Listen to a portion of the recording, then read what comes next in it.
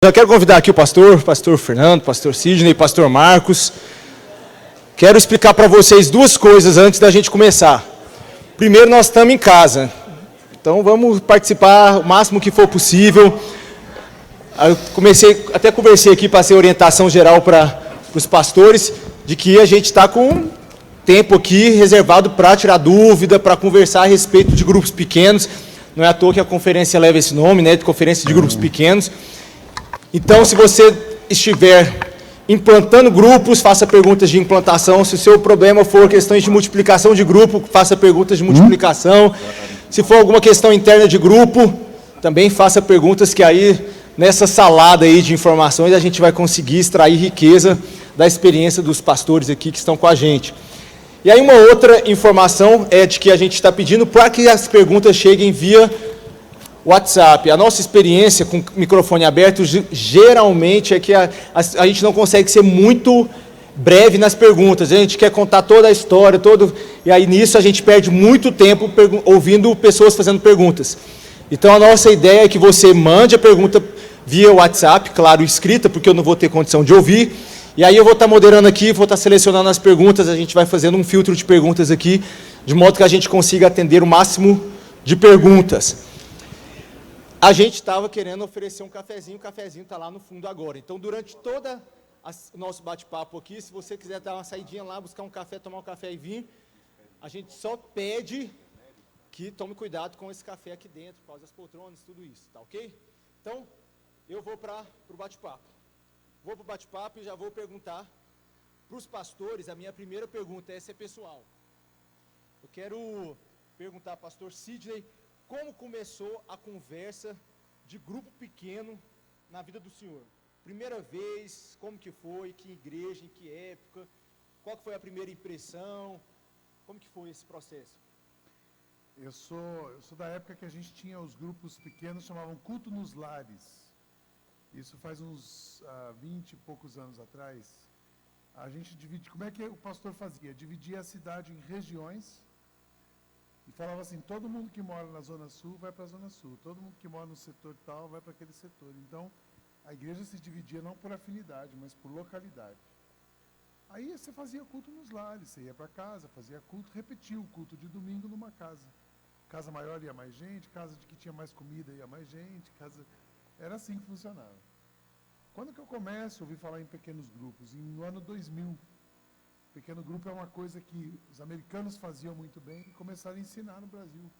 Com a rede ministerial, a igreja do Bill Hybels, a igreja do Saddleback. Então, 98, 2000, que são 20 anos atrás, o velho e bom pequeno grupo.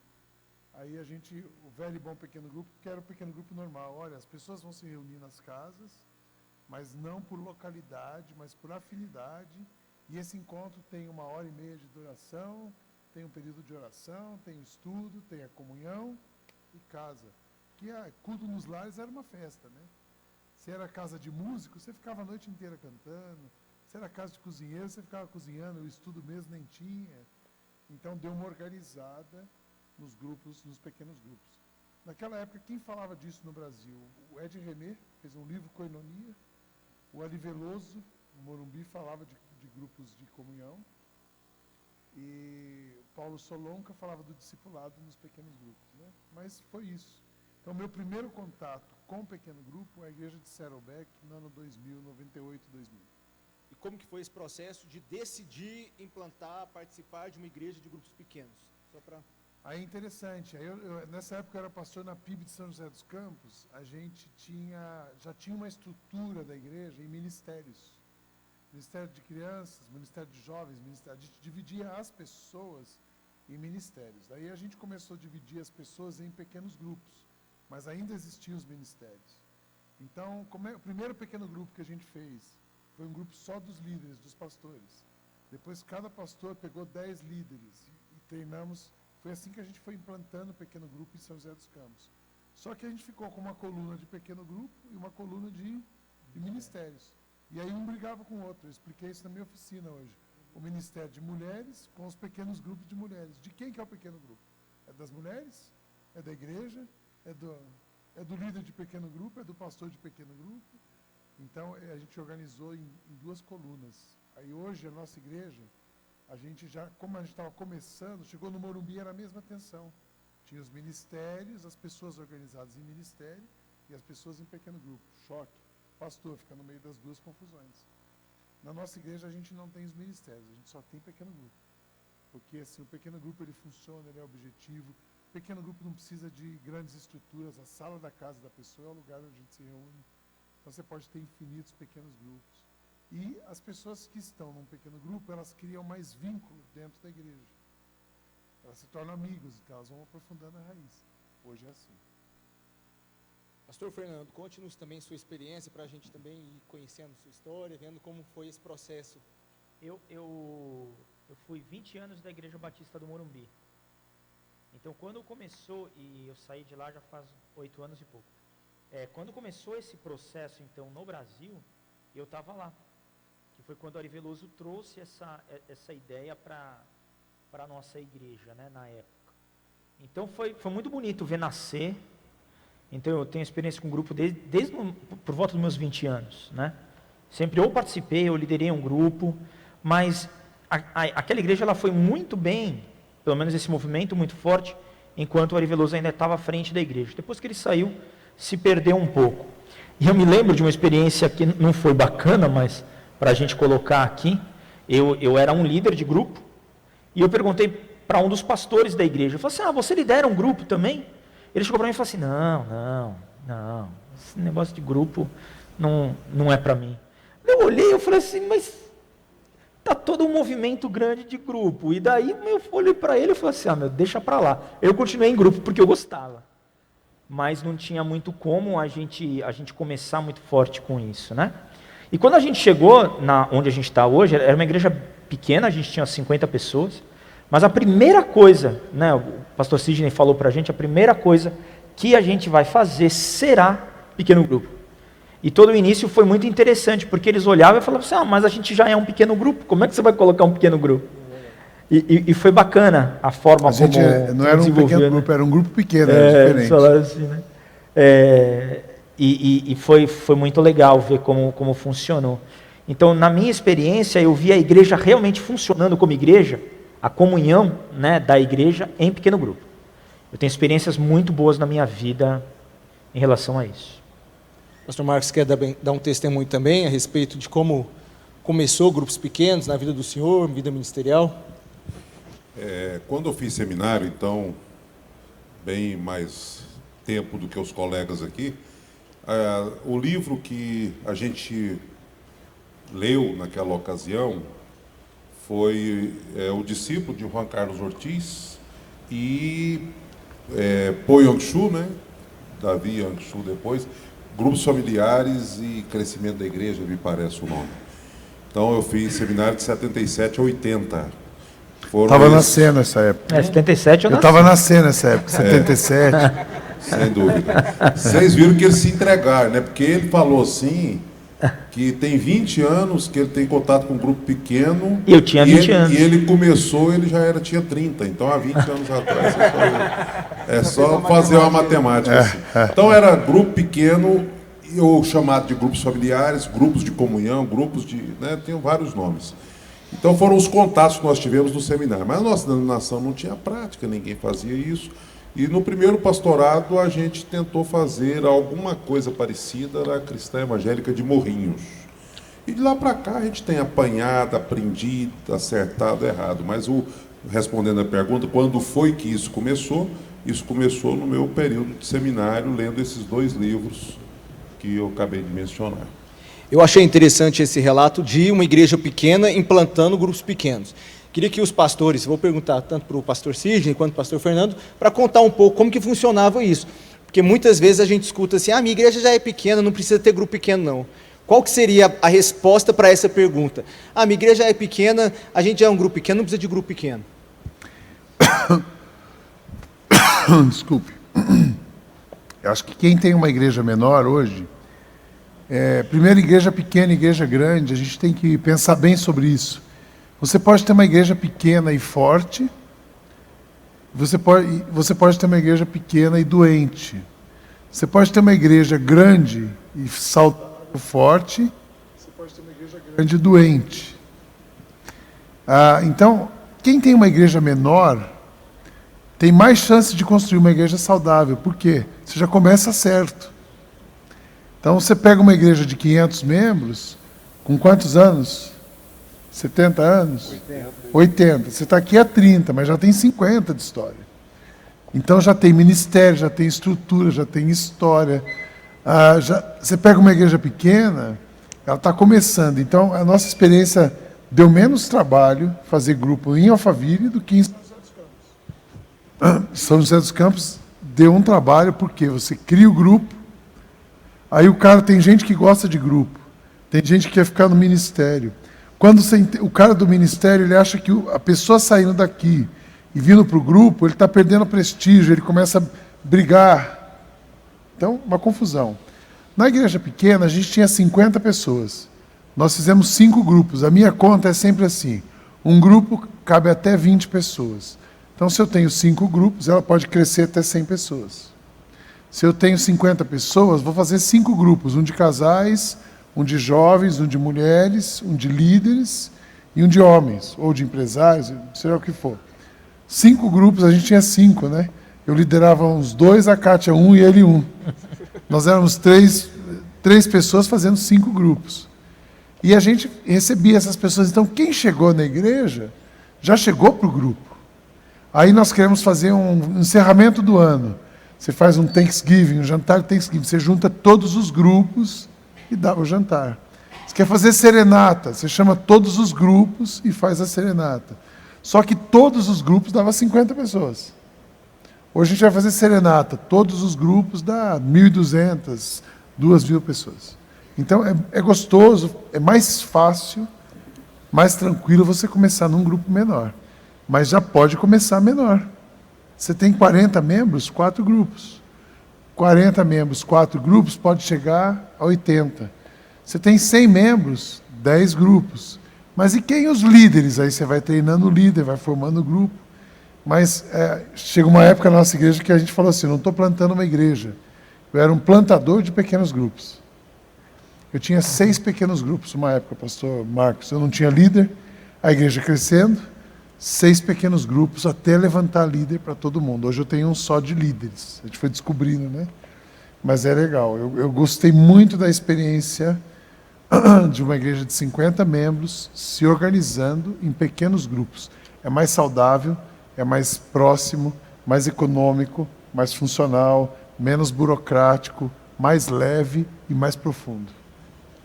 Tá, a gente escutou aqui que esse grupo de 50 virou 1.200. Hoje a gente tem 127 grupos, mais 20 e tantos. Tem uns 160 grupos na igreja, hoje somar tudo, né? Então, para ouvir o pastor Fernando, como que foi a multiplicação desses grupos? Você tinha 5 grupos, de repente você tem agora mais de 100 grupos.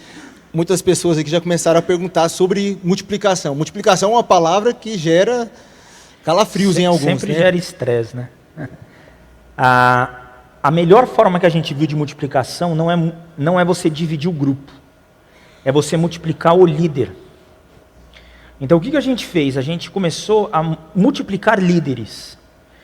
E daí você abria grupos novos. Você vai abrindo grupos novos. E daí você avisa para a igreja, olha, nós estamos começando um grupo novo tal em tal região, de tal forma. E daí as pessoas começam a chegar naquele grupo e, na verdade, você não estressa o primeiro grupo. Entendeu?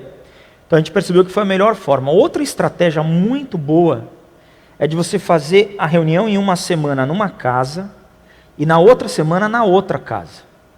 Então você vai fazendo esse rodízio, daqui a um pouco você para de fazer rodízio. Agora olha, a gente vai fazer, são 2 reuniões. Agora na casa A vai ficar um grupo e na casa B vai ficar um outro grupo. Daí aqui você começa a fazer de novo. Você vai para a casa C e aqui você vai para a casa D. E daí você vai fazendo assim. Uma reunião numa semana aqui, outra reunião numa semana aqui. Daqui a um pouco você fala, olha, o Sidney vai começar na casa dele, antes fazendo na minha casa e na casa do Sidney. Daí na casa do Sidney vai começar agora, ficou independente lá e a gente ficou independente aqui. E foi acontecendo assim. Então, é algo natural. O ruim é quando você diz, olha, nós temos que multiplicar, vocês vão para lá, vocês vêm para cá. Normalmente rui o grupo. A gente hoje está fazendo multiplicação. Chegou um ponto que aí tinha um número de grupos. Aí eu começo um grupo de líderes, aí o Fernando começa um grupo de líderes, e hoje tem o Fischer também. Somos 3 pastores fazendo grupo de líderes. Então eu não tenho mais um pequeno grupo nosso de convívio, assim. Eu tenho um pequeno grupo de líderes. Qual que é a diferença? Ele tem um prazo para acabar. Então ele começa em fevereiro, vai terminar em junho. Aí eu convidei, de onde vem esses líderes? Eu convido pessoas da igreja no café de conexão, a hora que eles estão chegando, eu vejo quem são líderes em potencial, chamo para minha casa. Ele chama também, o outro chama também.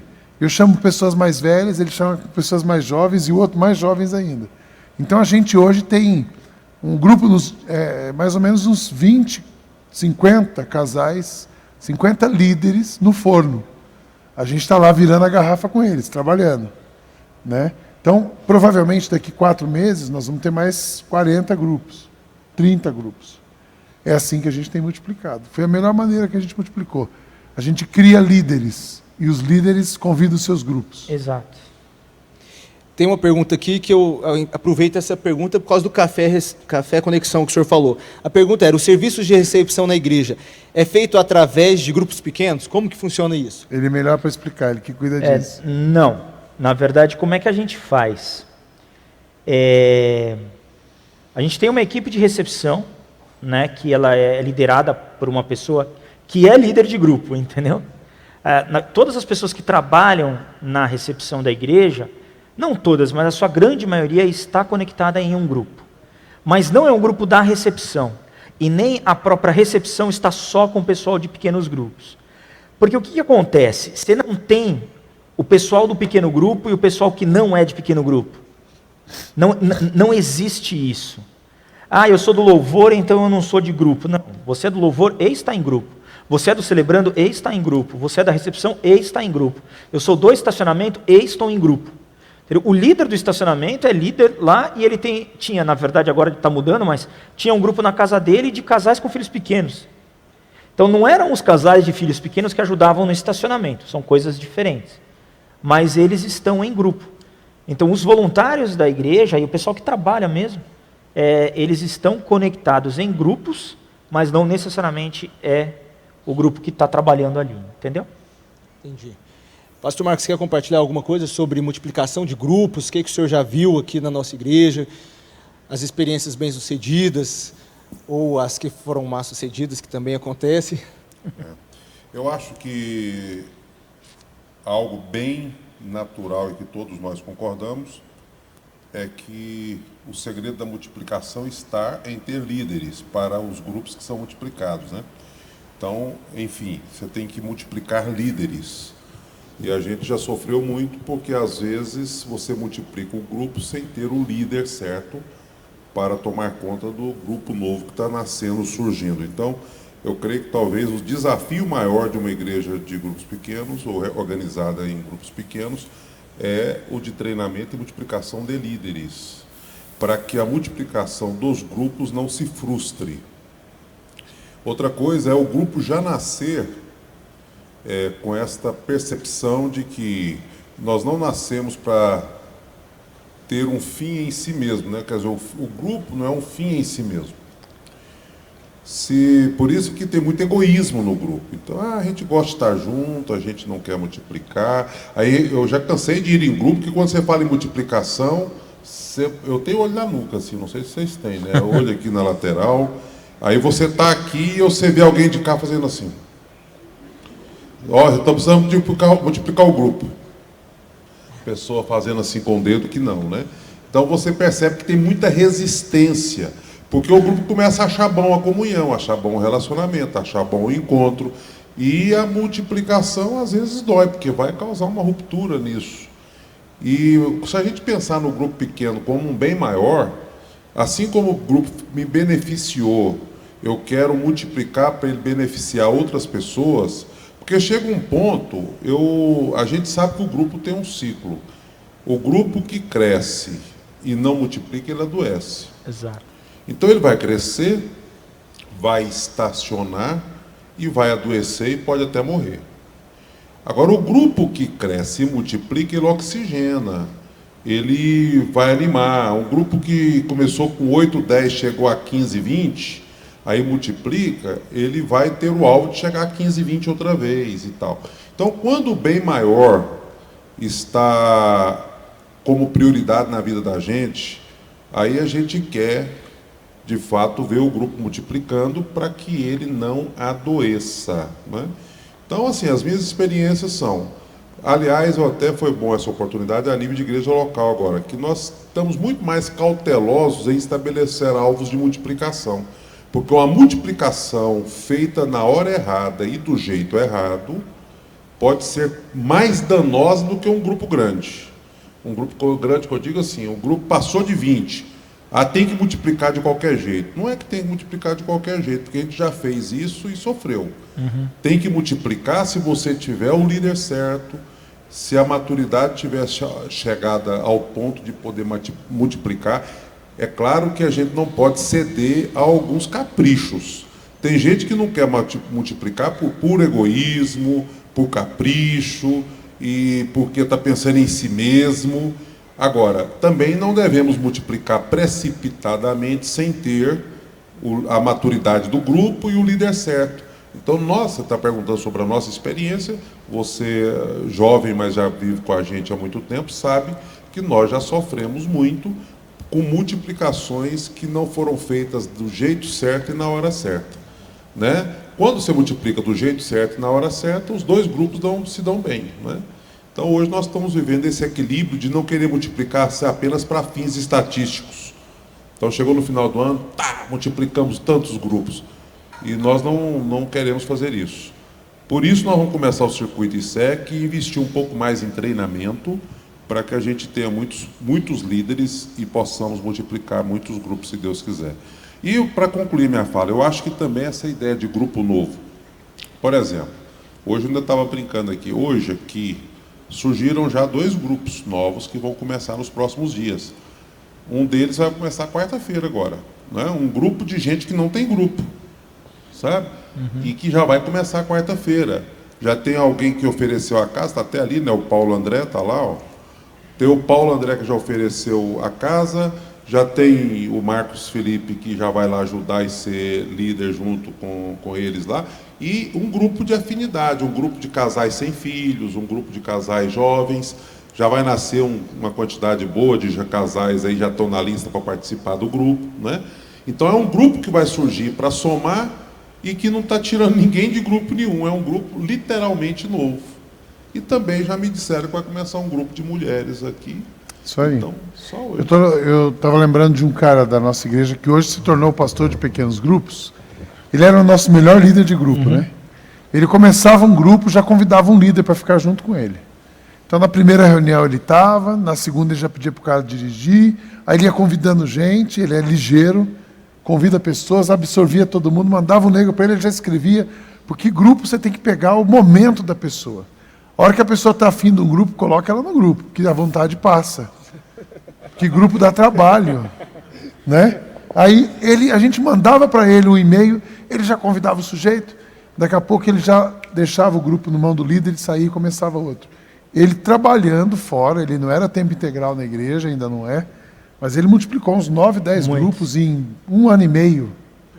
Porque ele começava, levantava um líder, funcionou, já vai para o próximo, ele já começava com 2 líderes.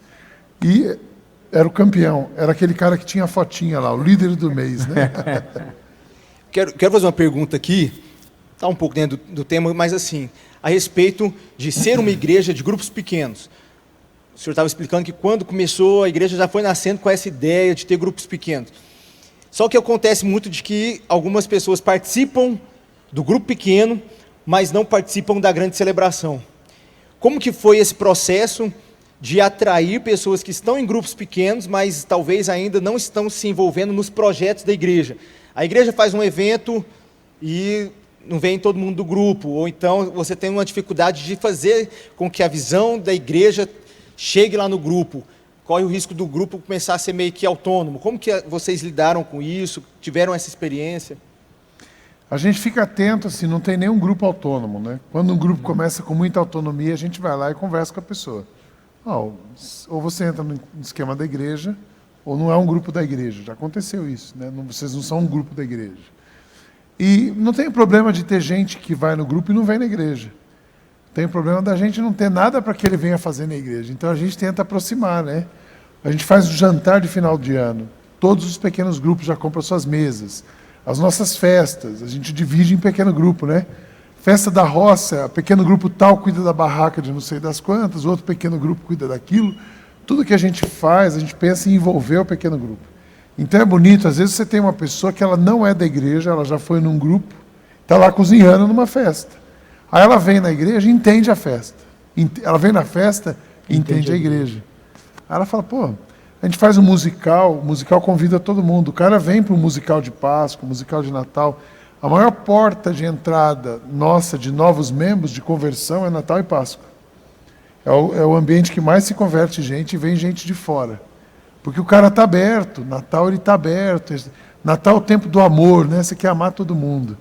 E a Páscoa é o tempo da consciência. Você fala assim, nossa, Cristo morreu, católico é bem da Páscoa, né? Então o cara está aberto, ele está com consciência pesada, ele vai lá tomar a ceia, ele acha que é aquilo, enfim, ele vai na igreja, né? Então a gente cria essas pontes, que a gente chama, alguns eventos pontes, para o cara sair do grupo e chegar. Uma pergunta, adicionando a do Luiz aí, vocês falaram em, somando tudo, 160 grupos. Qual é, proporcionalmente, a porcentagem de pessoas em pequenos grupos que não vêm ao grande ajuntamento e pessoas que estão na igreja e que não estão conectadas em grupos pequenos? Vocês têm, pelo menos, aproximado? É só fazer uma conta. 160 grupos, vezes 20 pessoas, 3.000 pessoas. Aí você tem 5.200 membros. Só dos membros, 2.200 já não vai em grupo. Nem tem o grupo para eles. E o pessoal frequentador é uns 1.400 pessoas esporádicos, visitantes, que a gente tem cadastrado, que não vêm na celebração, ou vêm de vez em quando. Então a gente tem umas 3, 4 mil pessoas, que então, metade da igreja está em grupo, a outra metade não está. Quando a gente era menor, 100% da igreja estava em grupo. Tava. Mas então, irmãos da Cristã Evangélica de Campinas, estamos no caminho, né? Deus abençoe. Deus abençoe. Você sabe que o maior problema não é o cara de fora. Porque nós temos uma porcentagem grande de pessoas que vão ao grupo e não vêm ao templo. Isso é maravilha. Eu também acho. Por isso que eu falo assim, a igreja de Campinas hoje tem quantos membros? Deixa eu fazer uma pergunta para você. Eles não vêm no templo ou eles não vêm no espaço de culto? No espaço de culto. Percebe? Eles estão com a igreja. Se ele vai num grupo, ele está com a igreja. Então, né? o que acontece? Essas pessoas, elas... quando fala assim, quantos membros tem a Cristã de Campinas? É difícil. O membro que está no hall é X. Agora, quantas pessoas a igreja atende? Né? É outra pergunta. Nós temos uma porcentagem razoável de pessoas que ainda não se acostumaram a vir ao grande ajuntamento. Mas o inverso também é verdadeiro. Eu tenho uma grande quantidade de pessoas que vêm ao templo que ainda não estão conectadas em grupos pequenos. Então, essa pergunta que eu fiz é para a gente poder ver que nós somos lábios impuros, mas habitamos no meio do povo de impuros lábios. O nosso número de pessoas cadastradas são 9.500. Mas lembra dos círculos concêntricos do Rick Warren? Igreja com Propósito. Ele fala o seguinte, você precisa olhar a comunidade. Quantas pessoas vocês se relacionar? Tem 100 mil pessoas. Dessas 100 mil, quantas estão cadastradas, tiveram contato com vocês? Aí nosso número é 9.500. O Alphaville são 200 mil pessoas. Dessas 200 mil, 10 mil já estão cadastradas com a gente. Dessas 10 mil, 5.200 já se tornaram membros. Dessas 5.200, 2.000, né? Está num pequeno grupo. Desses 2.000 do pequeno grupo, 700, 800 já são voluntários. Desses 700, 800, tem 200 que são líderes. Até chegar no núcleo. O núcleo mesmo, aí você pega o núcleo pastoral, 50 pessoas. 50, 200. Agora, se eu não aumentar aqui, eu nunca cresço aqui. Antigamente, a gente pensava crescer a igreja de dentro para fora. Hoje a gente cresce a igreja de fora para dentro. É outro pensamento. O grupo é importantíssimo nisso. Eu quero fazer uma pergunta sobre serviço numa igreja de grupos pequenos. quando a igreja tinha 50 membros, e aí a gente vai fazendo esse processo aí de crescimento da igreja, pastor Fernando, como que funcionava o serviço? Porque a grande questão é, o pastor Sidney até falou um pouco sobre essas duas colunas, a coluna do ministério, a coluna do grupo pequeno. E aí tem esse choque. Como que vocês integram essas duas coisas? A pessoa é de um grupo pequeno, mas também trabalha na igreja como celebrando, ou como louvor, ou como estacionamento. Como faz essa integração, esse processo de serviço na igreja? A principal questão é que, assim, o pequeno grupo é para todo mundo. Isso é muito claro. E a liderança da igreja está toda envolvida em pequeno grupo. Em um grupo pequeno. Então eu vou estar, o Sidney vai estar, as nossas esposas, elas duas são líderes de grupos de mulheres. Então e a gente também está trabalhando em outros lugares. Então é um exemplo que vem desde lá de cima e vai indo para toda a igreja. E assim, realmente não há nenhum tipo de conflito entre o grupo e o voluntariado. Nenhum conflito. E a gente também até facilita no calendário da igreja. Tem 2 momentos da igreja que são grandes eventos para a gente, que é a Páscoa e o Natal. E o Natal, principalmente, ele vai começar no Thanksgiving, que é a quinta-feira de novembro. E daí vai, cara, até dia 25, praticamente. Então, o que a gente faz? O Thanksgiving é o encerramento de pequenos grupos. Para quê? Para também não ficar aquela, né?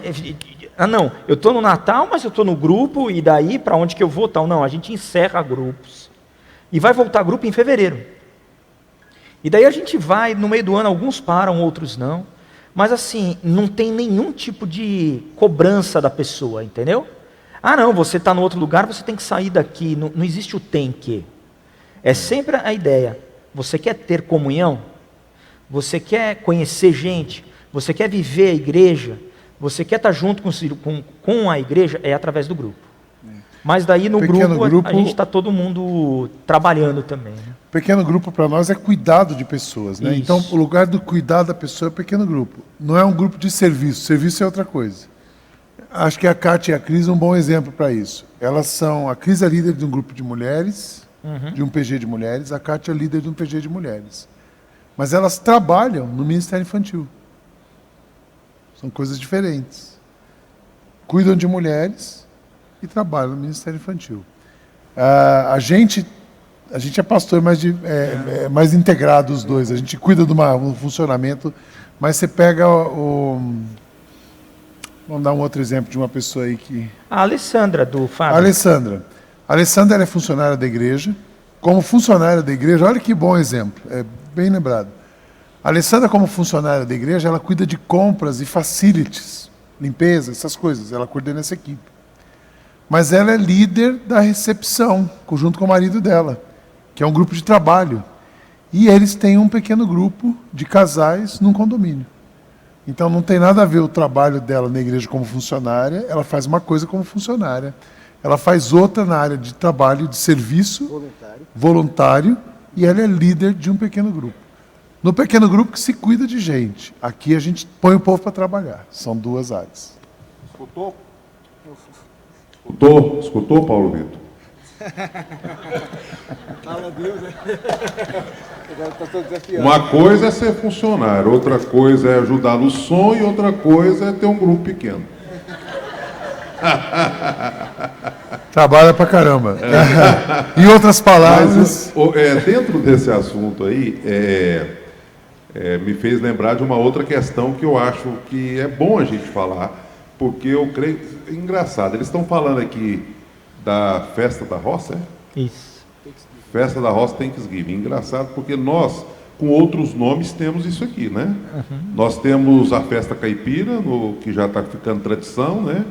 No primeiro semestre, e nós temos o encerramento de grupo pequeno em novembro, com os nossos famosos caldos e aquela coisa toda, nós não associamos ao Thanksgiving, e que também é uma espécie de encerramento do ano. Tem grupo que não interrompe, tem grupo que interrompe, mas a gente faz essa marca, né? Tem uma marca para isso, sem a gente nunca ter conversado sobre isso, mas porque é o natural. Mas o que me fez pegar o microfone aqui foi algo também que, vocês falando das esposas que lideram grupos de mulheres, quando a gente faz essa estatística de quantidade de grupos, a gente também esbarra numa outra questão. Você tem pessoas que pertencem a mais de um grupo, né? E não é um número pequeno de pessoas. Às vezes, o grupo de mulheres, mas a mulher também faz parte de um grupo de casais, também faz parte de... Então, às vezes, tem uma pessoa que faz parte de 2 ou 3 grupos pequenos, né? Aí, na hora da estatística, as contas da gente ficam também meio... assim, a gente não sabe até, da precisão, porque tem vamos supor, no nosso caso, que é miniatura, temos 30 e poucos grupos pequenos, Então, 30 e poucos grupos pequenos, atendendo aí, talvez, 300 e poucas pessoas, só que você tem pessoas participando de mais de um grupo, né? Isso também lá com vocês deve acontecer muito. A gente ainda fala assim, que depende um pouco do perfil, né? Porque realmente um grupo de mulheres, muitas vezes vai estar nesse grupo e vai estar no grupo de casais ou de família, junto com a família dela. Isso é comum acontecer. Então, este uma forma que acontece. Outro é o grupo dos jovens. É melhor ele estar em 3 grupos, em 3 noites diferentes, do que estar num grupo e na balada. Entendeu? Então, tá bom. Então, vai em quantos grupos você quiser, conhece gente e tal, é bom. Para os jovens a gente fala isso. É isso. Agora, um casal... Mais do que isso, não. O casal, a gente diz, olha, é um grupo. Entendeu? Não é para ficar no grupo do Sidney, no grupo do Fernando e no grupo do Manuel, entendeu? Não, casal. Então escolha um grupo para você ir. Só vai acontecer desses específicos, tá bom? Tinha um casal, lembro de um caso aqui, tinha um casal que eles iam cada noite num pequeno grupo para não precisar fazer janta em casa. Aí eu disse o seguinte, olha, na verdade vocês são doentes, porque vocês estão fugindo de alguma coisa. Um casal, trabalho na igreja, vivo disso e para isso. Eu não consigo ir toda noite num pequeno grupo. Tem mais o que fazer. Tem vida além da igreja. Tem que dar atenção para minha mulher, tem que ficar em casa, tem que respirar. Então, se um casal vai toda noite para um pequeno grupo, tem algum problema, eles estão fugindo de alguma coisa. Então, a gente chama assim, vocês estão precisando de ajuda? Que não é normal. Não é gostoso ficar em casa, vendo o Jornal Nacional, respirar um pouquinho. Quero tentar aqui sintetizar algumas perguntas sobre modelo. E aí, modelo, a gente sempre faz aquela ressalva que o modelo da igreja de vocês é o modelo da igreja, mas, né, identifica muito com a realidade. Mas algumas pessoas perguntam e eu quero prestigiar essas pessoas. Então, por exemplo, perguntaram sobre a questão se funciona em residência fixa ou se faz rodízio de casas. Uma outra pessoa perguntou sobre a quantidade de cânticos. Como que vocês fazem? Vocês levam as pessoas, né, a fazerem momento de louvor no grupo pequeno ou não? E se faz, que tipo de música que vocês geralmente indicam para as pessoas selecionarem? Se faz o louvor antes ou depois? Queria só que vocês comentassem um pouco sobre o modelo que vocês consideram ideal, para que a gente possa tentar solucionar o que se ensina também no grupo, se segue um material. Teve uma pergunta a respeito disso. Qual que é o material que vocês orientam no grupo? Qual que é o primeiro pedaço da pergunta mesmo? Residência. Eu vou dando as dicas. Seguinte, o que a gente sempre diz? O dia e o horário é muito importante não mudar. Tá? Porque senão confunde. Então, não fica cancelando a reunião e não fica mudando. Porque o líder ele sofre uma pressão de mudança de data. Mas o que a gente diz? Qual que a data é boa? A data do líder, porque se não tiver líder não tem grupo, tá bom? Então qual que é lá a data boa, a data pro líder? O líder pode fazer sexta-feira, faz as sextas. Ele pode fazer no sábado, faz no sábado. Pode quarta, faz na quarta, tá bom? Isso é uma coisa.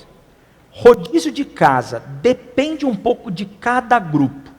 Em sua grande maioria é num lugar fixo, tá bom?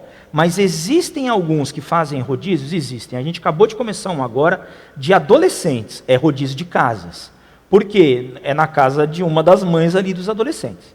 Entendeu? Então, acontece isso. De jovens, normalmente, acontece mais isso. De adultos, não. É muito mais fixo num lugar só. Pode acontecer, como eu falei para você. Normalmente é na casa de uma pessoa, daí vamos em outra, em algumas vezes, tá? Mas normalmente acontece isso. Modelo. O que a gente faz? a gente não diz para a pessoa ter música no pequeno grupo. Tá? Normalmente os grupos que eu dirijo não tem música. Eu sei que do Sidney também não. Mas assim, se eu era músico, né? Todo mundo assim, o PG do pastor Sidney no louvor deve ser maravilhoso. Aí eu falei assim, não, o PG não é por causa do louvor.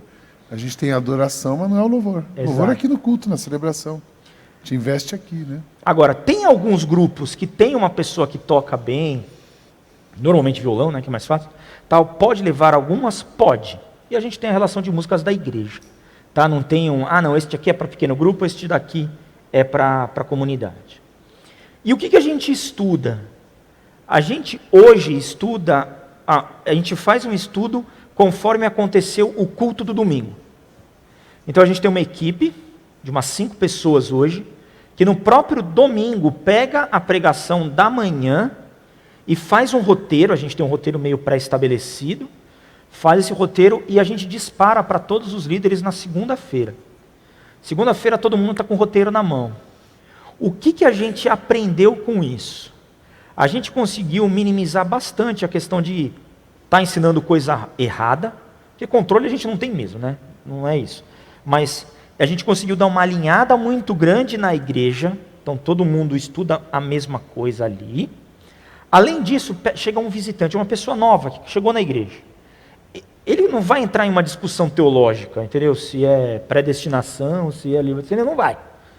Daí, mas se ele veio num culto, ele esteve presente, ele consegue participar da reunião. Então fica melhor ali para ele.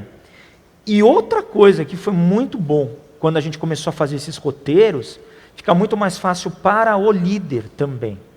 Porque o pastor demorou, sei lá, só 5, 6, 7 horas estudando, para chegar naquele sermão de 40 minutos. Então, a gente já pegou todo o estudo do pastor, que ele já fez, e daí ajuda o líder de pequeno grupo que está lá, porque realmente tem uma vida corrida, né? Então, é assim que a gente faz. Sobre convite, tem algumas perguntas aqui sobre convite. Teve uma pergunta que, como eu alcanço os meus vizinhos? Teve uma outra pessoa que falou, meu grupo pequeno chegou a um tamanho e estacionou. Existe alguma direção da igreja a respeito de convite? Como que vocês tratam a questão de convidar pessoas não cristãs? Como que é o incentivo de vocês nisso e quais são as estratégias que vocês... Eu queria, antes de entrar no convite, Luiz, porque esse assunto me preocupa e nós temos como igreja falado sobre ele, essa questão do que se repercute no grupo. Por que me preocupa? Porque, além de tudo que você falou que eu concordo, ainda tem mais um fator que eu quero agregar. É o fator de que nós estamos cada vez gravando e guardando menos as coisas, até porque o HD parece que já está meio cheio. Então, o que acontece? Mesmo que a gente tivesse controle e o líder fosse extraordinário, aí você ensina algo domingo na igreja, aí ensina algo diferente no grupo pequeno, e quando chegar na semana que vem, ele não sabe nem o que ele ouviu na igreja, não sabe nem o que ele ouviu no grupo pequeno. Então, o que eu tenho aprendido e tenho insistido com os líderes? É que a gente aprende pela repetição. A gente precisa repetir. Não fica enjoado, não. Mas de novo esse assunto. Insista, invista, repita. E se a pessoa reclamar, você fala assim, tá bom, eu não vou repetir não. Então conta que você aprendeu domingo, que eu não repito. Faz um desafio que você vai ver que ele não aprendeu foi nada. Porque a gente fica com sede de coisa nova, daqui a pouco você nunca... sabe escola dominical? Você já teve escola dominical? É a única escola que você estuda, não passa de ano e não aprende. Você sabe por quê? Porque a gente vem e não tem prova, não tem avaliação, não tem tarefa para casa. Quando tem, o pessoal não faz, você não cobra. E aí você passa a vida inteira e você fala assim, sou crente há 20 anos. Eu estou falando de modo genérico. Eu sei que a escola dominical contribuiu com muita gente, ninguém está falando que não. Mas eu estou dizendo é que na atual conjuntura, você acha bom diversificar, mas depois você não lembra de nada. Então, além de tudo que vocês falaram, eu acho que nós precisamos insistir em repercutir a palavra, e as pessoas precisam ter paciência para ouvir 1, 2, 3, 4 vezes. Por exemplo, eu até citei o Marcos Felipe aqui, que estava na reunião de líderes a última vez, o nosso genro, que está vindo de um outro contexto de igreja, e ele dizendo que tem pessoas que chegam a ouvir o mesmo sermão na igreja de onde ele está vindo 5 vezes. E aí, como ele vem desse contexto, o que ele sugerindo para nós aqui, pastor? Nessa série dos 40 dias de amor, não dá para gravar o sermão em MP3 para a gente ouvir o sermão domingo e depois ouvir no rádio do carro de novo? Não é? Para a gente ouvir 2, 3, 4 vezes.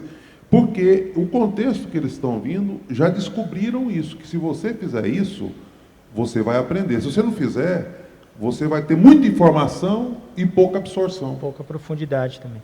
E tem uma coisa interessante, só para completar, é que quando a gente estabeleceu esta forma de dar o ensino, algumas pessoas, elas me reclamavam, dizendo assim, mas eu sou líder de um grupo de pais de adolescentes, e o estudo foi para casais e tal. Eu falei assim, olha, a aplicação no teu grupo é tua. Você que sabe as necessidades das pessoas. Então, os exemplos que você vai dar, a aplicação realmente daquilo, é muito mais tua do que do domingo. Então, não adianta também achar que você vai replicar 100% da coisa. Não. Ali é uma forma de você discutir e aplicar na vida das pessoas aquilo que foi estudado no domingo. Então, você vai mais profundo. Você realmente... o que o pastor Marcos falou é bacana, porque assim, a gente repete os conceitos todos, mas a aplicação é diferente. Daí você traz realmente para a pessoa ali. Porque por mais exemplos que você dê aqui em cima, você não vai conseguir pegar todo mundo. E o sermão você ouve, né? Exato. Você não vai levantar na hora do sermão e perguntar alguma coisa, ou abrir um outro assunto, né? Chega no grupo, você pode fazer isso. Você pode fazer isso. A gente brasileiro tem uma vergonha de ficar repetindo coisa. Isso é da nossa cultura. De novo a mesma coisa. A gente almoça uma coisa e quer jantar outra. É sempre assim. Né? O americano ele não tem esse problema. Você vai numa igreja americana, ele faz o mesmo musical de Natal há 30 anos. Que deu certo. Você vai em Fort Lauderdale lá, um musical de Natal, eles estão fazendo o 28º ano. É a mesma coisa, tem uma abertura. Vou pegar um musical daqueles de secular. A Bela e a Fera. Você vai na Disney, Epcot Center, é a mesma coisa. Você já foi uma vez no parque, você não precisa ir de novo, que é a mesma coisa. Um musical antigo que tinha lá do Andrew Lloyd Webber, o Fantasma da Ópera. O Fantasma da Ópera está em cartaz há 30 e poucos anos. A gente não quer repetir o sermão de domingo. Então, a gente, concordo com você, a gente aprende por repetição e a gente vai expandindo conhecimento, a gente vai aprofundando um conhecimento. Porque no culto você treinou a audição, no pequeno grupo você pega o mesmo conceito e treina relacionamento. Aí você tem debate, é gostoso. Aquele assunto vai crescendo dentro de você e vai solidificando. Eu participei de um grupo pequeno do Josimar, que está ali à direita, que retornou depois de um período, né, essa semana. Aí ele próprio pediu, o senhor podia ir, é o retorno nosso, e é vizinho lá de onde a gente mora, e o senhor podia fazer um resumão da série Vida com Propósito que a gente pregou, precedendo o 40 Dias de Amor, que começa amanhã. Aí eu falei assim, top, vou lá, né? E foi interessante, porque aí eu fiz o apanhadão que ele pediu e comecei a repetir, né? Então, o primeiro propósito, adoração, né? Então, fui feito para agradar a Deus. Né? Segundo propósito, como eu, fui feito para pertencer à família de Deus. Só que a gente terminava de falar os 5, assim, agora vamos repetir de um por um, o pessoal gaguejava, tinha dificuldade. Vamos de novo, tal, até que a gente ficou assim, falando redondinho, mas para falar redondinho, porque era o último, né? Nós estávamos fechando a série. Para ficar redondinho, assim, então se alguém perguntar, por exemplo, as 2 perguntas do primeiro sermão, qual o propósito da vida, afinal de contas, por que eu estou aqui? Então a vida se explica em Deus, tudo começa em Deus, no princípio Deus, tudo, né, subsiste em Deus, nele tudo subsiste e tudo vai terminar com Deus, ele vai virar a última página da história, novo céu e nova terra no Apocalipse. Então a vida não se explica sem Deus. Tá tudo certo? Tudo certo. Então se alguém chegar em você e perguntar qual é o propósito da vida, e afinal de contas por que eu estou aqui, Aí depois a ficha caiu. Aí um ajuda com um pouquinho, outro ajuda com um pouquinho. O que a gente descobriu? Eu falei assim, olha, não é defeito daquele grupo, é defeito meu. Eu também tenho dificuldade de guardar. Né? Se não cobrar de mim, por que eu sei? Eu sei porque eu preguei, eu sei porque eu repeti diversas vezes, falei em diversos grupos. Deixasse eu não ter pregado, falado e repetido, se eu ia dar conta também. Então, por isso que a repetição, aprendi pouco, mas isso ficou gravado, eu não vou esquecer mais. Né? E o dia que eu precisar de usar, está aqui, porque eu gravei e fixei. Então, realmente, você tem razão. A gente não pode ter medo de insistir, repetir, perguntar, pôr para repetir, falar de novo, falar outra vez, até, como diziam os antigos, ficar na ponta da língua. Sabe uma coisa que nós estamos fazendo na igreja agora? A gente está assim, a gente mantém a unidade da igreja pelo conteúdo. Então, a série de mensagens. Amanhã está começando uma série de mensagens na igreja. Eu sou. Os 7 eu sou de Jesus. Sou o caminho e tal, tal. A criança vai ouvir sobre o quê? Sobre eu sou. O pré-adolescente vai ouvir sobre o quê? Sobre eu sou. E assim por diante. O adolescente e o universitário. São 5 ambientes diferentes, ouvindo o mesmo assunto, numa linguagem adaptada. Mas o que é legal? A família entra no carro. Filho, o que você estudou hoje? Eu sou o caminho. Jesus, eu sou o caminho. Aí o adolescente, Jesus, eu sou o caminho. E o pai, Jesus, eu sou o caminho. E o universitário, Jesus, eu sou o caminho. Então você unifica a família, você unifica a igreja. E o que os pequenos grupos vão estudar na semana? Eu sou. O mesmo eu sou. Então estudar uma padronizada na igreja, às vezes é bonito, porque a criança teve uma série de recuperação recentemente. Aí a criança viu o pai e a mãe discutindo, e a mãe, brava, disse que não perdoava o pai. E a mãe foi se aconselhar com a filha de 6 anos, né? Aí a filha falou assim, mamãe, você precisa... Porque aí, para usar essa falta de perdão com as crianças, eles usaram uma mochila. Quando você não perdoa, você fica com a sua mochila pesada, né? Isso é a linguagem da criança. Aí a menininha falou para a mãe, mãe, você precisa perdoar o papai, senão a sua mochila vai ficar muito pesada, a sua vida vai ficar pesada. A filha de 6 anos instruindo a mãe, lembra dessa história? Então é a unidade da igreja, a unidade da família pelo conteúdo. Posso ir lá para a pergunta do convite? A gente fez um parênteses aí, mas vamos falar sobre convite, sobre estratégias para crescimento de grupo. Esse desafio, teve um aqui que falou assim, a gente convida, aí a pessoa vai, depois a gente fica com a impressão que ela não gostou, aí fica, insiste, não insiste. Como que fica esse dilema aí? O maior responsável pelo convite é o líder do grupo, tá bom? O que a gente diz? Que qualquer um pode convidar alguém para vir para o grupo, desde que esteja alinhado com o líder e com o hospedeiro, tá? Principalmente hospedeiro, muitas vezes por causa de criança. Tem locais que não cabe muita criança, então precisa tomar um pouquinho de cuidado. A gente também recebe na própria igreja muitos pedidos de conexão em grupos. Então a gente tem no fundo da igreja uma mesa, escrita pequenos grupos, que a pessoa pode chegar lá e se inscrever. Eu quero um grupo, e daí a gente acha um grupo para ela. São essas 2 formas hoje. Agora sim, o convite ele precisa ser feito constantemente. Eu nunca digo não para o meu grupo. O meu grupo, na teoria, eu tenho cadastrado umas 34 pessoas no grupo. Vai todo mundo? Não vai. Mas eu tenho lá, e eu sempre falo sim. Vem aí, vamos. Por quê? Foi o que o pastor Marcos falou, isso é verdade. Claro, que é verdade mesmo falando, mas a gente viu isso na prática. Se o grupo não está crescendo, ele está caindo. Ele está minguando. Então, este convite é constante. É o tempo inteiro convidando.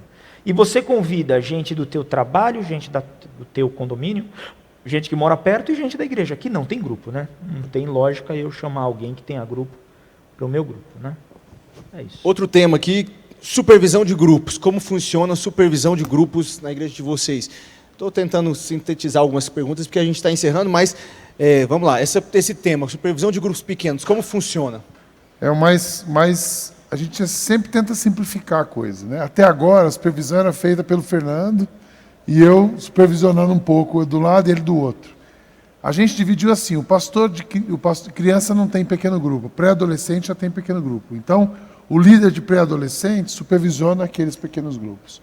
O líder de adolescentes supervisiona os grupos de adolescentes. O líder de universitários. Aí chega nos adultos. Aí os adultos, o pastor de pequenos grupos supervisionava. O que nós fizemos agora? A gente está... Opa, aí sim. Obrigado. A gente está agora... Obrigado. Dividiu por regiões. A supervisão é feita por regiões. A configuração do grupo é por afinidade. Mas aí se configurou 30 grupos ali em Alphaville. Então tem um supervisor para Alphaville, tem um supervisor para Tamboré, tem um supervisor para Osasco. E aí, hoje são 7, a gente fez R7, regiões. Então as supervisões são feitas pelos R7s. E eles são responsáveis em participar de alguma reunião, de grupos, ou qual que é essa tarefa principal do supervisor? Eles são o helpdesk do líder de PG. Helpdesk. Se você tiver um problema, procura o seu supervisor e ele vai procurar o líder de PG e depois chegar na gente. Se é uma coisa pastoral, aí a gente é convidado a entrar. Mas ele é o helpdesk. Estou com uma dúvida aqui.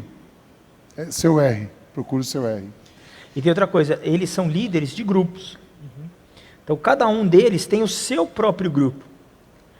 Então, acho que não tem ninguém que saiu, né, de grupo. Então, ele tem o grupo dele, semanalmente, e também ajuda com os outros grupos a partir da necessidade de cada líder. Legal. Uma outra pergunta que surgiu, que eu não queria deixar de fazer, é sobre ensino na igreja. A igreja, ela ensina por meio dos grupos pequenos, mas existem também outros ambientes de ensino. A pessoa até usou uma expressão assim, de ensino mais aprofundado na fé, alguma coisa nesse sentido, onde a pessoa pode caminhar mais no sentido de, como a gente está fazendo, a pessoa fez um desenvolvimento da ideia dessa forma. Como a gente partiu do culto de domingo à noite, existem outro ambiente de ensino na igreja? Como funciona isso? E aí eu incluo com a pergunta do batismo, sobre a questão de batismo, aquela antiga classe de catecúmenos, né? Eu não peguei essa fase, viu, gente? Verdade, não peguei, mas a gente sempre teve a sala dos novos membros, ou então de integração. Como vocês enxergam isso aí na igreja de vocês? Ensino. A gente tem um ensino no púlpito, a gente tem ensino no pequeno grupo e a gente tem alguns cursos. A gente vai ter um curso, então este ano a gente vai ter curso do Evangelho de João, de Romanos, do Pentateuco e de Provérbios. Além disso, a gente sempre tem um curso de espiritualidade que é dado na igreja, que é o curso do permanecer, eu acho que até se vocês tiveram algo... então, são esses 5 grupos, e casais, tá bom? E a gente também tem um curso para casais. Um curso para casais e é intenso, assim. Todo mês a gente vai ter alguns encontros de casais, não são encontros muito grandes, são encontros até 15 casais, para dar 30 pessoas, talvez um pouquinho mais, mas a gente faz bem intensiva a questão de casais. São 2 cursos diferentes de casais, 2 currículos. Explicar isso de uma forma linear aqui, imagina o seguinte, uma pessoa está aqui e ela está na caminhada cristã. Na caminhada dela, ela precisa conhecer mais sobre Jesus, ela precisa receber a água da vida é Jesus. Ela se converteu, ela tem a fonte de água, e ela na caminhada, ela vai tendo as bicas para ela beber água, para se alimentar, para se nutrir. Uma bica é o culto. Ali ela vem todo mundo junto, a bica d'água abasteceu. A outra bica é o pequeno grupo, ela prende no pequeno grupo. Depois a gente tem outra bica, que é o Celebrando a Recuperação. Cada bica tem uma água com tempero. Aqui é o culto, aqui é o pequeno grupo, o ensino através da exposição. Ela tem o Celebrando, que ela vai receber água cuidando da alma. Ela tem um curso de casal, que ela recebe água, se ela é casada, para o casamento. Ela tem o Permanecer, que ela recebe água para a espiritualidade. Ela tem a quarta teológica, que ela recebe uma água mais vitaminada. Então a gente começa essa semana, a quarta teológica. E quando isso tem fim? Não tem fim. Quanto de água ela pode beber? Qual bica que ela pode ir? Qual que ela quiser. O cara que já é crente. Aí você tem um cara que não é crente, ele vem num pequeno grupo, mas ele ainda não é crente. Aí ele se converteu. Aí ele vem para o culto, mas não se converteu ainda. Bom, aí no culto ele se converteu. Ele já está no pequeno grupo, se converteu no culto, Aí ele vai para a classe de conexão. Tem uma bica chamada conexão, que ela é para o crente novo, ela é para o crente que vem de outra igreja. No conexão é que a gente explica para ele o que se explicava na classe de catecúmenos. É no conexão que ele entende o que significa ser batizado, a visão doutrinária da igreja. Então é culto, pequeno grupo, conexão, celebrando, casais, permanecer, quartas teológicas, a conferência de setembro, é uma bica d'água, que lá vem de uma enxurrada, vem uma tromba d'água, mas às vezes o cara está bebendo água em várias bicas.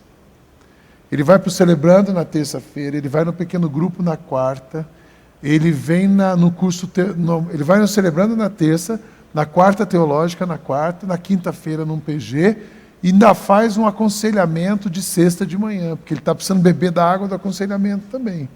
O que é importante é que uma pessoa na sua jornada com Cristo, ela seja apoiada. Traduzindo para a igreja mais antiga, qual era o apoio que ela tinha? Culto de domingo, culto de oração, às vezes culto nos lares, EBD, união de treinamento e o aconselhamento que o pastor, ele aconselhava 2 tardes por semana, lembra do gabinete pastoral? Era segundas e quartas, das 2 às 4. Era isso que a gente tinha no passado. Agora a gente está mudando, ampliando um pouco mais esse cuidado. Mas imagina os cuidados como bicas de água, que a hora que você tem sede, vai beber água ali.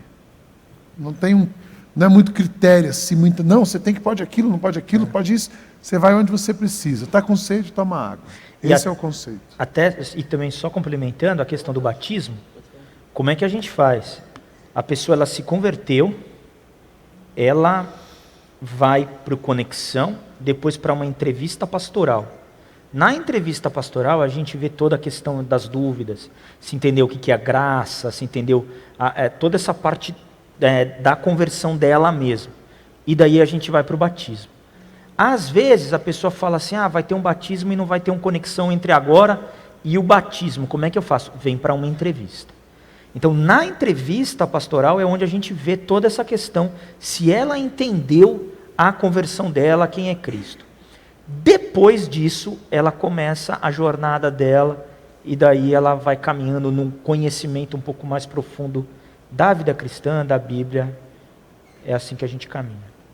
Só para as pessoas da igreja têm visto a gente falar sobre circuito e SEC de crescimento, que a gente quer dividir em 8 etapas. Chama circuito, se chama etapa. Alguém poderia dizer que é uma viagem, se divide em estações. Eu sei de uma igreja que tem as estações, considera-se uma viagem.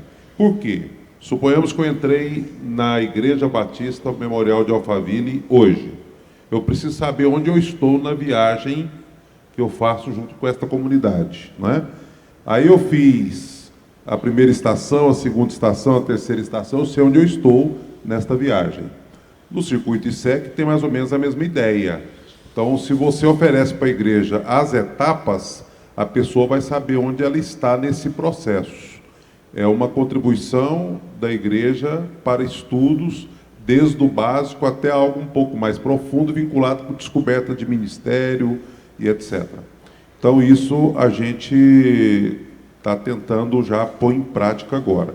Eles falaram dos cursos, né? Nós temos oferecido cursos em parceria, às vezes, nós temos parceria com a Universidade da Família, no sentido de oferecer alguns cursos da Universidade da Família e outras parcerias para poder preencher essa necessidade de curso, de aprendizado, de conhecimento, de alimentação do rebanho. Então, não falta ensino, fora os tradicionais que seria o púlpito e o próprio grupo pequeno, que repercute princípios e ensinos da palavra também, né? Isso aí. Beleza. Haja pergunta. Okay. Eu tentei, vou confessar aos irmãos, o máximo contemplar todas as perguntas. O nosso tempo está esgotando, então a gente vai encerrar com as perguntas que nós conseguimos fazer, extrair aqui o conhecimento, né, a experiência dos pastores aqui que estão com a gente. Eu tentei contemplar o máximo de perguntas que foram feitas a respeito de grupos pequenos. Então, se você não foi com a sua pergunta contemplado com a resposta, me perdoe. Vamos praticar o perdão a partir de agora. Eu sei que tiveram... decisão de amar, uma decisão de amar, perdoar. Faz o sacrifício. O que eu queria só fazer algumas ressalvas. Tiveram algumas pessoas que fizeram perguntas sobre grupos pequenos infantis. A gente está tendo um seminário específico, a Kátia, a Cristiane estão aqui com a gente, né, o tempo todo estão ali. Então, qualquer dúvida que você tiver sobre esse tema, elas talvez possam auxiliar, vocês conversam, participam do seminário a respeito disso. A gente também tem um seminário sobre Celebrando a Recuperação. Tiveram algumas perguntas sobre o Celebrando. Uma pessoa, inclusive, chegou a perguntar, uma pergunta que decorreu do seminário. Então, nesses aspectos, eu vou pedir para que vocês possam fazer uma abordagem pessoal com eles. Eles estão aqui no nosso meio, vão estar hoje, vão estar amanhã com a gente aqui da Igreja de Campinas. Até segunda, né? Quem está Celebrando a Recuperação vai estar com a gente aqui. Então, são questões que talvez ao longo da caminhada aí desses 2, 3 dias a gente ainda consiga suprir, e por isso que eu não abordei, para a gente tentar abordar de uma forma uníssona aqui só a questão dos grupos pequenos. Então, eu estou encerrando esse momento e eu preciso só de um aviso. Quem estava pela manhã no seminário da Kátia e da Cristiane, a gente teve de fazer uma alteração de lugar, por razão estratégica ali com as crianças. A gente achou que ficou mais fácil deixar as crianças no lugar delas e nós nos mobilizarmos para um outro espaço. O espaço que nós preparamos era essa saída aqui, na sala da UDF, ou então a sala de descanso, que funcionou agora na hora do almoço. A gente vai poder estar ali atrás dando as informações, caso seja necessário, você que está procurando o seminário de crianças, né, sobre a abordagem com crianças. Pastor Fernando fica aqui, pastor Sidney, capela. Então, se você ficou aqui pela manhã, você é convidado agora a ir para a capela, tá? Eles ficam nos lugares fixos, a gente que muda, ok? A gente tem meia hora de lanche, aquele lanchinho, café, bolacha, e aí a gente volta para os seminários. Os seminários estão previstos para encerrar às 5h30. Deixa eu aproveitar para dar essa explicação geral. Os seminários estão previstos para encerrar às 5h30. Nós estamos tentando ser pontuais, por quê? Porque às 5h30 a gente vem de lanche. O que nós teremos de lanche? Teremos pamonha e torta de frango. A torta de frango ao valor de R$15, numa porção que dá para 2 pessoas. E a pamonha, né, a tradicional nossa aqui de Goiás, R$5. Então vai ser no intervalo nosso das 5h30 até às 7h. Às 7h a gente vem para o nosso culto de encerramento do dia, né? Não do encerramento da conferência, encerramento do dia, com previsão para encerrar todos os nossos trabalhos às 9h. Vamos dar o gás final aí para a nossa conferência, ok? Então, obrigado, gente, é isso.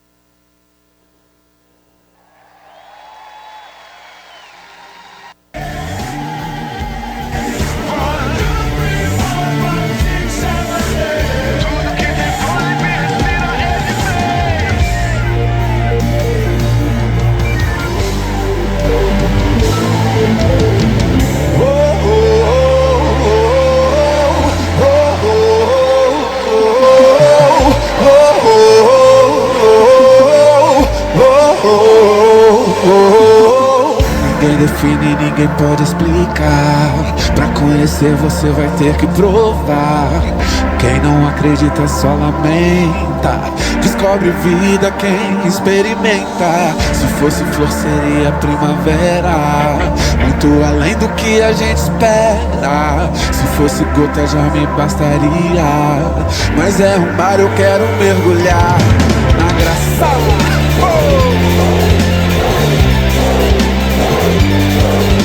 Na graça.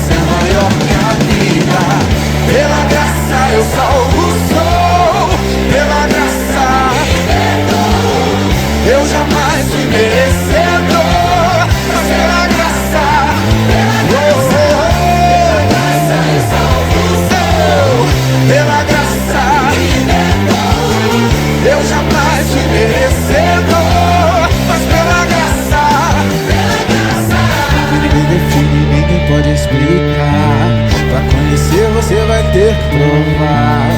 Quem não acredita só lamenta, descobre vida quem experimenta. Se fosse flor seria primavera, muito além do que a gente espera. Se fosse boca já me bastaria, mas é um mar, eu quero. Mãozinha lá em cima, vai!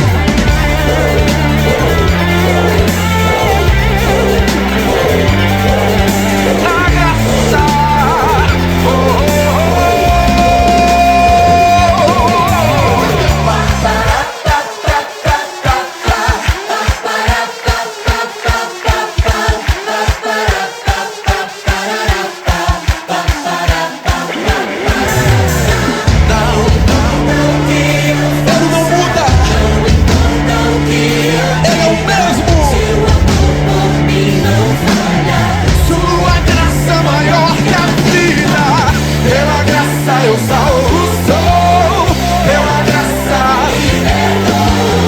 eu jamais fui merecedor, mas pela graça eu salvo eu, pela graça eu jamais fui merecedor, mas pela graça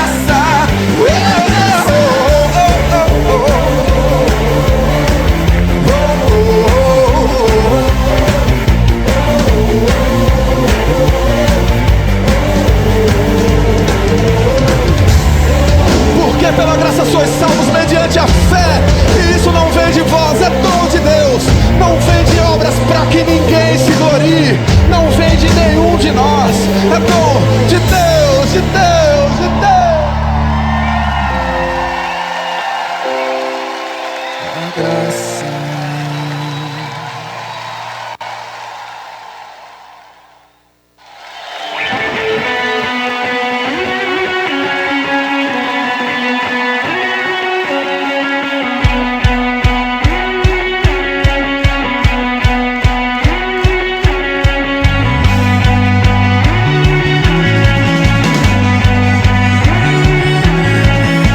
Pra quem tá com saúde, beleza?